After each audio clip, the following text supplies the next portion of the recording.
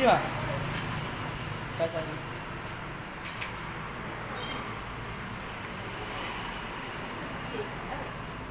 Có em cái con nào không xúc mình thì hơn triệu ấy.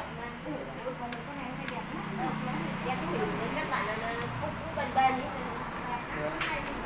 Đây nhá.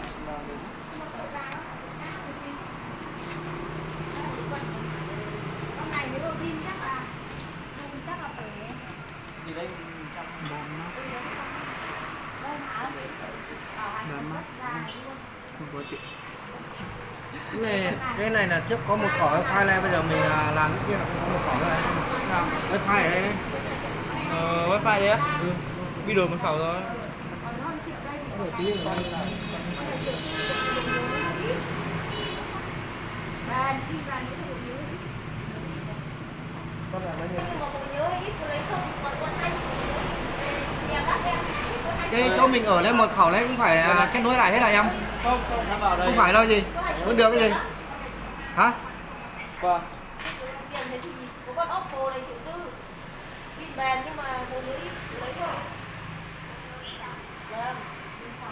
16 GB gì ạ? Trong số này có đang dùng không? 16 K71 này đang dùng. Một số vẫn đang dùng mà. Đang dùng gì? Số đang dùng. Số đắt đâu? Chim 2. Chim 2 rồi này.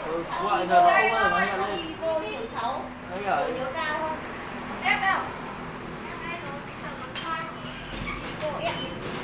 Cô thì có 23 này. Con này em mặt to này. Này là bền. Không, 338. 32. Con này Cái gì? triệu tư. Mấy bà sắp đấy. Em. Khả năng điện thoại không có quyền ứng ngồi kia có trong vườn cầu này có những kiểm tra Đi là con nào cho nó mới sản phẩm con rồi mới làm cái này. mình vội quá nhỉ.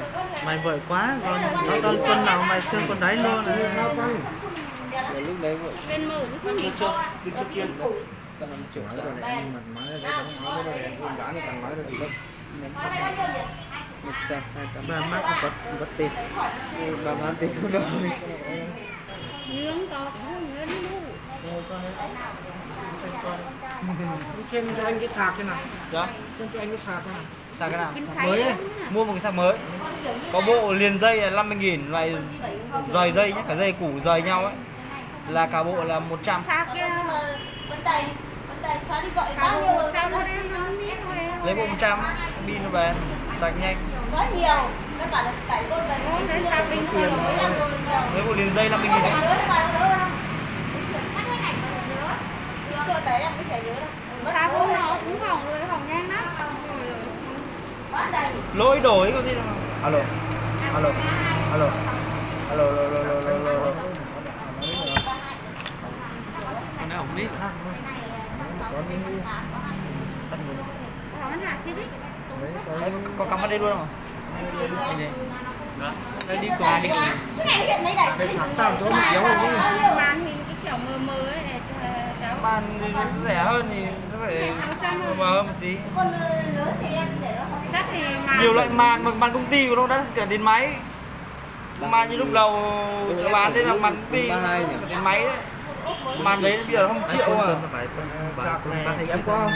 Không, không kém quá. Sạc nói chung là nó không nhanh bằng sạc kia mấy gì nữa thôi. iPhone 5S. Như iPhone 5S thì nó có tính khác. Cái gọi là chỉ cần xem nó Dễ hơn. Hơi dày hơn. đóng cái khép này đó mà. Được khe thử đểมันđẩy ở hình. Cái con này là đắt. Đắt đấy. Con này nếu mà làm thì phải tầm ra mấy giờ? 3 giờ. 3 giờ, khoảng 6 giờ ra lấy được. Rồi à? Đấy, 5 giờ lấy được. 5 giờ thì cố gắng. Cố gắng đi đấy. Chú à? Thay khoảng bao nhiêu tiền? Nước này nếu mà thay là nó mất hàng trăm đấy. 100. Nước này nước Thạch Anh của nó không phải là nước cát thì nó là nước cát. Đi đó. Cái tiền chưa được này. Cái thuốc này. Rồi. Bán cái gì đi phải nhớ.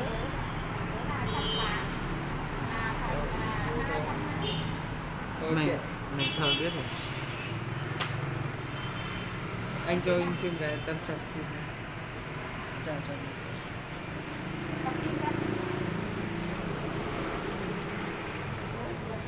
Cái này chỉ cần để đi nhau.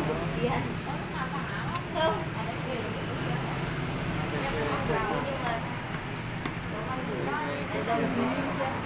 ở nhà cho đồng ăn đồ lương ngon chị ạ. Con chồng đi làm con kêu sinh kéo làm được nữa. Có con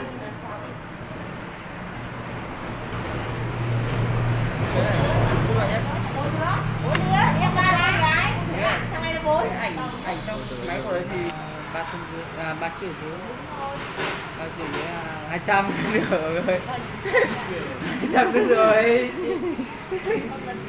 200 nữa rồi Làm già đấy ạ, đấy có con XS nữa đó. XS bây giờ giá bao nhiêu chứ? 8 Plus bao nhiêu? Đẹp nhất thì phải được giá. 200 nữa Đẹp được nhất. 200 hoặc 300 nữa được rồi chị ạ. Cái đây chỉ sạch con. Chị ơi, Con 8 thì có được không? chị cái này kiểu 300 triệu nó làm rồi.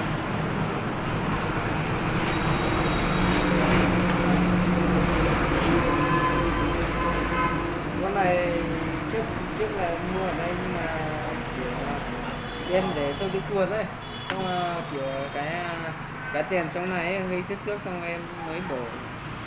Cái quan trọng này không quan trọng mà quan trọng cái này. Tem thì người ta dán vào gốc và niêm phong cửa hàng này không ai đồng đến này thì đây là mất Đúng rồi. rồi, cái này Cái tên này hả chị? Ừ. Đấy, Cái- em cái- hiểu chưa? cái tên Người này ta là- dán như này để tránh là ví dụ không may ví dụ em đánh rơi nước chẳng hạn thế em mang lên sửa thì đương nhiên em phải móc cái tem này ra đúng không? Thì em móc cái tem này ra là em hết chị hết bảo hành. cái đây trước Cái em này biết là- rồi em bóc ra. Đúng rồi, cái đây. Tất cả em không đi đồ gì người ta phải dán tem để người ta phải bảo vệ hàng của người ta chứ đúng không? Còn em không giữ thì sao mà làm? Bốc tên là mất giá. Em thì không. Ý người ta là bóp tên mất giá. Thấy không? Một tiếng cũng được. Mắc khẩu bao nhiêu anh? Em gửi cái con đấy là con mấy? Không hết à? Vâng. Tiếng nữa anh lấy nhé. Anh xe ôm.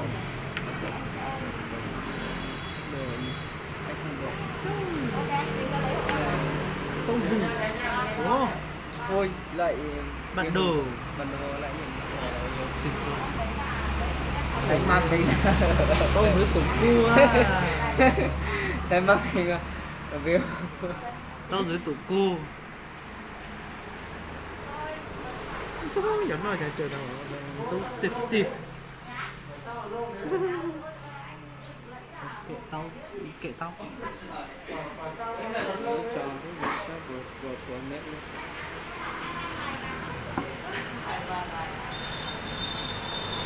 Từ lúc nói rồi. Đâu đâu mà anh sao? Khách ta có cần đâu nhưng mà ý quan trọng là quay. Nhiều đứa quay với một đích bình thường không sao. Quay xong đăng vớ đăng quẩn lên, đăng thích đăng. Được chưa? Mình không đang với bẩn. Quay trong khuôn luôn. Cái đấy là Quay cho vui thì quay. Vâng, hiểu. anh nhớ Anh ơi. dùng dùng cái này à. Mình Cổ bật chế độ A. Cái này đâu mà, cái này đâu. Thành ơi, Thành đi từ này.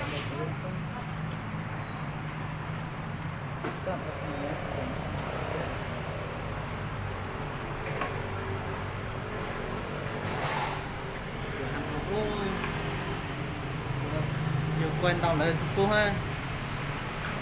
Đây làm sao mà nó sao mình còn nó chỗ tại gì vô cũng có tay không. Số tông mà có phân thực xe rồi.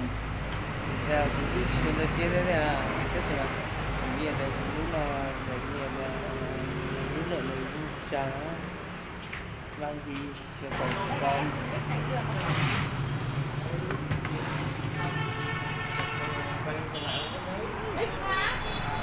800 được không chị?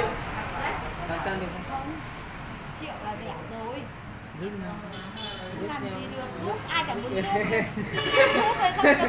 Em tính ra đây, chị đã phải chọn đây đã bớt cho thêm 200 rồi, nếu không thì em phải thêm 1,2 triệu nữa rồi, đúng không? 2,5 triệu và trừ đi 3,7 triệu, anh phải còn thêm 1,2 triệu, ta đã rút cho xuống 1 triệu. Có nhiều. Giúp 800 đấy chưa? cứ em tặng tặng đi. Logo. Biết là kim đố rồi biết gì. Biết là logo. Mày thế này bán hàng rồi mua hàng này Con xem. này trước em vừa mua được 2 tháng. Thì thế, thì mày nói chuyện ăn tất cả những cái này phải giữ tem hết cho chị, đừng có mà bóc tem ra. Nhưng mà chứ lúc đấy em không biết nên là bóc tem. Đừng có bóc tem ra, tất cả là phải giữ hết tem cho bây giờ.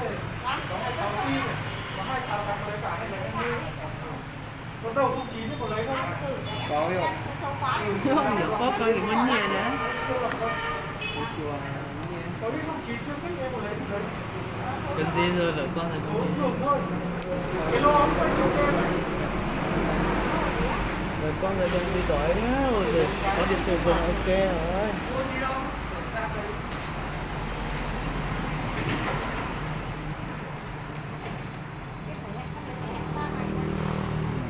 Nhân giờ này Cái gì nào nó sẽ hay bị được đi xe mà. Không, cái đây đi thì nó có đi có đi nước nó chặt thôi. Đấy, cái đây đi chỉ mau thôi. Đấy, bằng tiền chị có lại cho hơn đâu. số điện thoại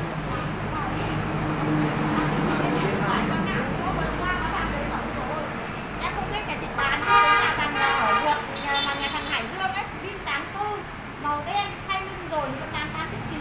Đấy, cái chị cũng có phải bán. Thì có từ đấy thôi chứ cũng chẳng có việc gì mua thì hàng ở đây nên là mình phải lo ăn mua đây.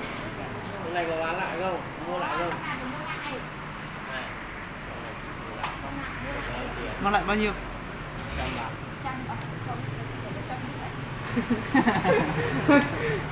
Lúc mua rất có giá, lúc bán lại rất có giá. Đúng rồi. Đây nhập đây nhập điểm đấy. Hả? Cái này nhập điểm. gốc phạt nữa sống bình thường bây giờ. Đây là Bây giờ đưa mình mua, chắc chắn mình mua này mình cần xào rồi đi. đây số điện thoại mình nhá. Mình khỏng thì mình khỏng mình. 8 4 6 Cho mọi người nha, 2 con ơi, mình Mua điện thoại. 0 0 4 đây Một nhá. cả mà nếu cho khoai. Thế mới khổ ấy. 8